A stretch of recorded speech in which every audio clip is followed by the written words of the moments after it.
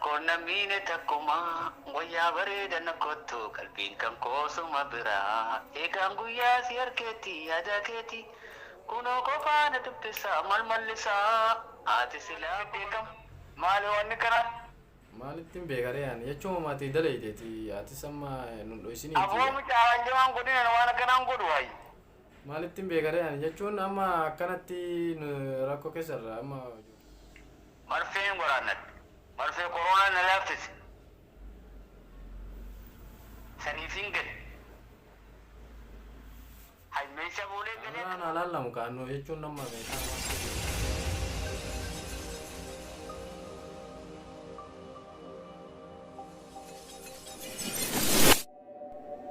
Ashamaa jirra jirtu hordoftoota koo hunduma keessaniyyuu akkam nagaa jirtu fayyaan keessan akkamii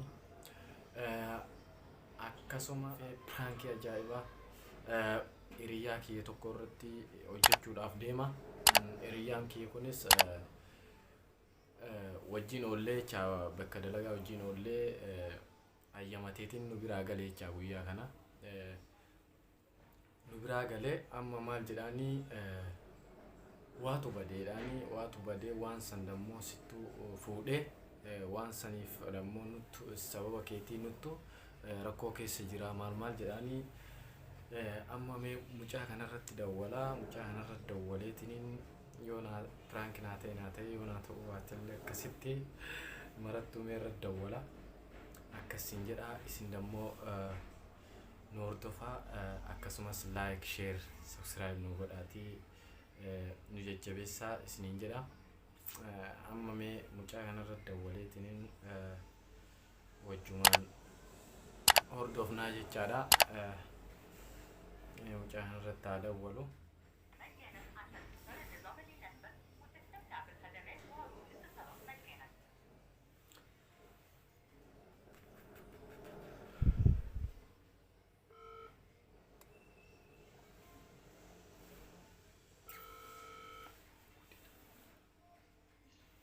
Hello. Assalamu alaikum. Wa alaikum salam wa rahmatullahi wa barakatuh. Akkam jirta? Ya fayyada. Nagami. Jirta hoo? Jirra galata rabbi akkamiti? Nagaa wallahi jirra jiru fi jireenya. Ya. Akkami daddabbiirra? Waan dadhabbii maal sila maaf akkas nu goote garuu ati? Akkam boo? Guyyaa kana bakka dalagaati wayita galteeti harka qullaa galte? Aboo maal akkam maaltu maal ta'e maal jettaree waan goote hin beeytaati nu rakkootti nu gatteetiif waan balleessite beeytaa aadaa boqonnaa fudhadhetteetiniin akkasitti dalagaa addaan kuttee deemte. Boo abdii maal haasawita san? Maal haasaaree sila jechuun rakkoo keessa jirra amma ijoolleen qabamanii jiranii an jidduudhaan silkiitti dawwalee maaliif waan akkasii daleeydaa eega daleeydeedhammoo waan san fiddeetuma akka dhuftu barbaadeetu meeshaa badee meeshaa san sitti fuudhee jedhaniitiin akkasitti nu rakkoo keessa nu galchanii jiraniiti waan akkasii dalaguun sirraa bareeda. Eenyu inni kana yoo? Mudiira. Warra ajaa'iba fiddee kam? Maali wanni kana? Maalittiin beekare yaani jechuun maatii daleeydeeti ati samma nu dho'isinii. Aboo mucaan jamaan godina waan akkanaan godhu waayee. Maalittiin beekare yaani jechuun amma akkanatti rakkoo keessarra amma ijoolleen jechuun mallaqa gaafataa yookaan dammoo mucaan guyyaa gale sun akka dhufu minaan jechaadhanii yookaan kaameraa laalamaan maal jechuu jiranii.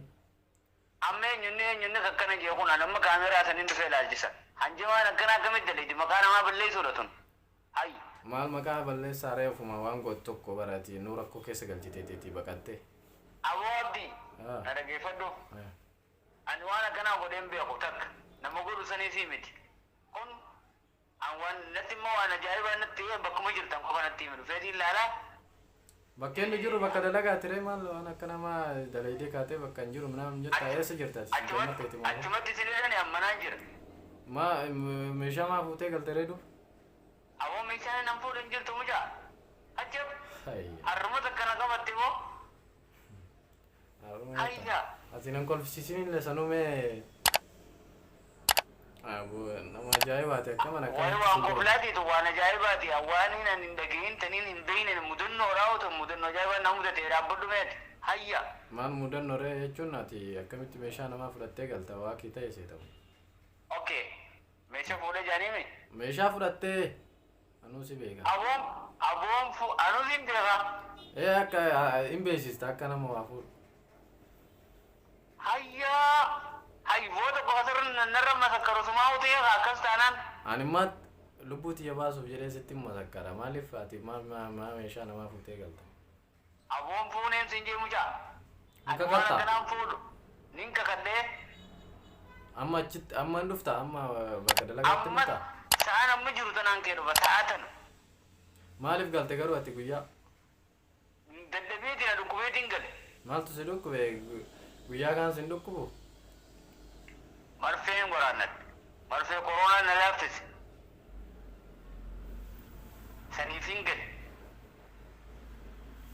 hay meeshaa fuudhee galee akka nama maqaa namaa balleessaniif ammaan dhufa achuman eegaa kaameraanis ni jira alaalamu Kaameraan alaalamu kaannoo jechuun nama meeshaan waan badee yeroof daruu itti daddafanii nama qabanii. okay nin dhufa kaameraan alaalamu bakka teessan naa bu'aa bas kalaa isaan hin fedhu haasoo karaa dhagee ullee hin fedhu Amma ati fuunettee ofitti naman ta'a. ofitti namana ammaan dhufa amma sa'aan amma jiru tan Abootaa egaa. wallaahi siin jee Meeshaan bar meeshaa qaaliidha sila jechuun akkamitti amanamman. qaalii miti miliyoona waa taatu kwa ani hin fuune fitti namana akkamitti kana naan jaaniu Yaa Rabbii kiyya amma ishee akkam goonee nu baasa ree atammatti kennuu mudiirratti hin dubbistaa. itti kan amma itti kan Ayyee mudiira sii kenna mudiira dubbistaa.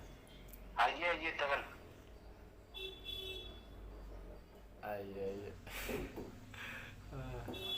Kasiin jedhu. maal Hagamta akka rifattu fi. awo mucaa akka mangam takka rifattiin akkami maqaa kiyya balleessee rifattiin an jetta Si marifachiisuu fedheeti yaraadha. ajaa'ibu waan na qabateus hay Akkami rifattee silaafi. ammatu namatti anjimaaseeti moodu ammallee nama situ bara nama bar karaa bu'ee bar manarraa gabbeetiin jira Wallaahi jedhe. hay wallaahi dhugaan banaar Akka ati gabbaatuun beeka. Pirankii si godhee pirankii si godhee. abdi firaanki kanaa takkaa dhageen beeku kamatti kana na guutu maali firaanki jechuun maal jechuudha sila Pirankii jechuun kun akkanuma jechuudha ree. akkam Akkami silaa rifatteerta seeraan. rifattee jirta maantu jirra namu bu'ee waan hin beekne immoo hay meetiin argeessatti hin jira adda amma siree keessa badee jiraachuu hin danda'an Maal meeshaa ma fudhatta maal rakkoo qabaa fudhatte kuma meeshaa fuudhee isa abbaa kiyyaatiin baa kaameraa jira bara ardii rabbi Akkami fi silaa rifatteerta agatteetteerta iyyuu. mucaan hundeen urtee ganjamaa akkanaa na goote an booro argaanuu sindeessu waluma garra qofa Amma pirankii xiqqoo ishii mee xiqquma ishii si rifachiisa dheetiin itti qophaa'e. Baay'ee ani fedhu kanaa waan akkanaatiin natti hin deebiin ayyaabdi An beekan amma akkamiin lammata sitti deebi'aa miti. Amma mee waa tokko jedhi kaamee akka sagalee teessaniin xiqqoo ishii mee hordoftoota kiyya kanaan waa jejjedhime. Hordoftoonni kiyya kana. maaliin jana gara buufte wantummaan silaa du'uu fi taniin dhiisuu addaan beekaa sammuu keessa waa takka illee nama caaftee jirta Sagaleen teessuun hin baddu wal hin baddu rifachuu baattetti ati sanumaati amma mee hordoftoota kiyya kanaan maal jettaa maaltu si dhagahamee mee waan si dhagahame hordoftoota kiyya kanaan waa jedhiitii akkasumas anas yoo nan rifattee dhiifama. yoo nan rifattee dhiifamaan akkanaan daleetu anna biratti mucaa Akkam goonaree duuba. hay akkana mudhii nama qotanii dhiifama namaan jechuun tuna isarraa dhuftee osila Laa hojii keetii. abdii kana na goote Viidiyoo daddalagaaraa waan kana ta'eef xiqqoo isii keessa si buuse. Akkasitti mee amma waa jedhi ka akkami maaltu si dhagahame waan si dhagahame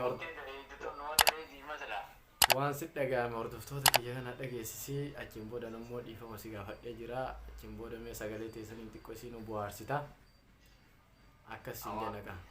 abdii wanni na dhagahame waan natti hambifte mudhii na qottee jirta Anaa kee an wayi fuutee keediran ni hidhamnee hidhaa jirraa keessan saniin na rifachiisee silaa waa fuune akkasuma nu gooti ka manni biyya kana.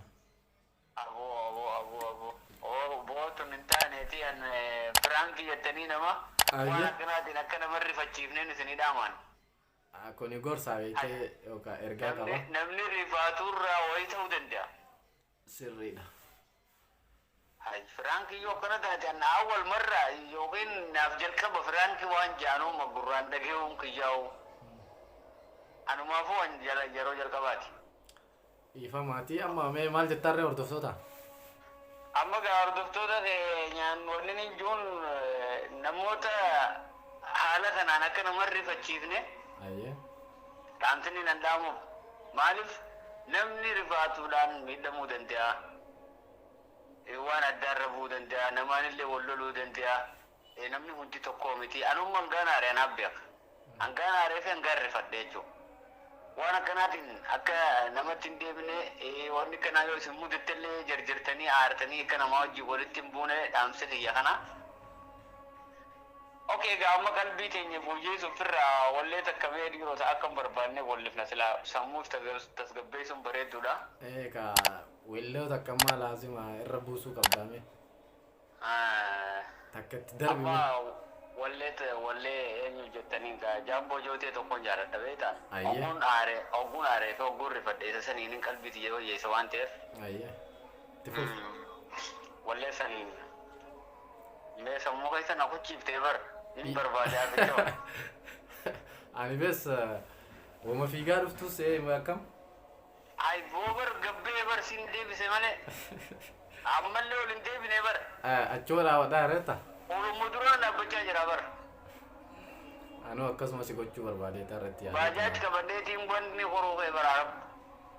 Anis ittuma yaadeete man jecha. Aksi xaarsuu fedheeti. Amma okey asii ta'u garuu natti hin deebine amma walleen qalbii diyyaan fooyyessu takkanii wallisa. Itti gadhiisi kaasi eegu jiraanillee. Jiruu kophaatti wal be'ina rakkoon namiine takkuma wayyaa bareedana kottu qalbiin kan koosuma biraa eegaan guyyaa si harkeetti yaada keeti kunoo kophaana dubbisa malmallisaa ati silaa quban qabdu si jaalachuu kiyyan beektu yaada galee jiruuti yaa qabamee mee mana kottu amma yoonaa an jiruu togoota tammarraa siin na miidhee siin namoo'ee anjaladheen beeku tan biraa jiruu kophaatti wal be'ina rakkoon namiine takkuma wayyaa bareedana kottu qalbiin kan koosuma biraa. Wow. Ajaa'ibaati maa sagalee tana. Anumayyuu jechaan aboojiteerta akkam? Abootae. Dhugaa. Wallahi sagalee bareedduu qabda maashaallah sagalee bareedduu qabda maa jaalalas jira re? Aboo jaalala ajaa'ibaan na jira boo. Agam taateree lafaan hin dhohitu jira? Narraa fagaatti. Fagoo irraa jaalatte?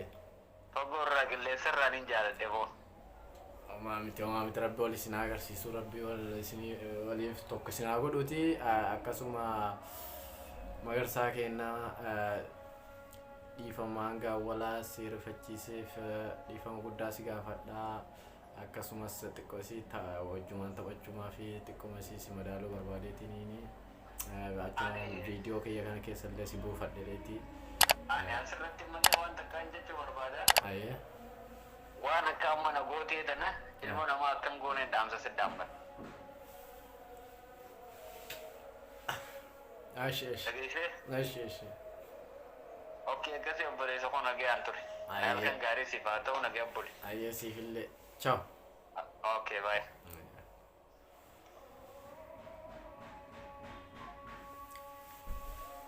Ayyee agartan kaa hordoftoota koo hundi keessanuu baay'ee rifachiisee rifatee jira gorsallee dabarsee jira namni hojii isaa jechuun nama nagaati nama dalagatee jiraatu nama ofiitiin haqa ofiitiin jiraatu tokko namni kun jechaadha anarra dhufeetiin waa hattee waa fuuttee meeshaa fuutteetiin teetii baqattee maal jedheeniin isarratti gaafa irraa haasa'u jechaadha namni kun baay'ee rifatee karaa bu'ee jechaadha dhufuudhaaf bakka nu daleenutti jechaadha hanga dhuunfaa taa'eetiin silkiidhaan kan isa godhe na maaliifuu wanti kun ergaa qabaa nama xiyyeeffatee sirriitti waanta raawwateef jechaadha ergaa qabee yaada. Akkas jennaatii aga viidiyoo biraatti walitti deebinutti nagaa keessanuu jiraadha jennaa nama baay'eetu piraank ta'eetiin viidiyoon isaanii takka takkaan gadhiisa. Garuu wanti xiqqoo na harkaa wanti viyuu xiqqoodha sabskiraayibaa bes gaduma qabaatii nu jabeessaa sadaqadhaa isiniin jedha. Akkasitti viidiyoo biraatiin hanga walitti deebinutti ciao.